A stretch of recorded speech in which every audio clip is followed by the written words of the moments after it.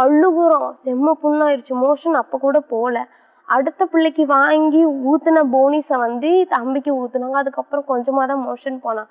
அதுக்கப்புறம் வந்து ரொம்ப சண்டை நடந்து அடிச்சுக்கிற அளவுக்கு எங்கள் அம்மா வந்து அவங்க அப்பா கல்லெடுத்து அடிச்சு கெட்ட வார்த்தையில் ரொம்ப கேவலமாக பேசி ஊரே சேர்ந்து வந்துட்டாங்க. கல்யாணம் பண்ணி கொடுத்தப்போ வந்தப்போ கூட யாரும் என்ன அவளுக்கு சொல்லலை.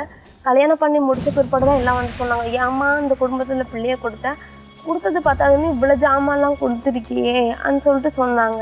குழந்தை யார்கிட்டையும் சொல்லாமல் தூக்கிட்டு போக பார்த்தியா? தூக்கிட்டு போனேன். ஏன்னா என் பிள்ளைய ஹாஸ்பிட்டலுக்கு கூட்டு போல வீட்டுக்கு பக்கத்தில் சந்து இருக்கு. அந்த சந்துக்குள்ளே போய் நம்ம அங்கிட்டு போயிடலாம், அம்மா வேணாம்னு சொன்னாங்க.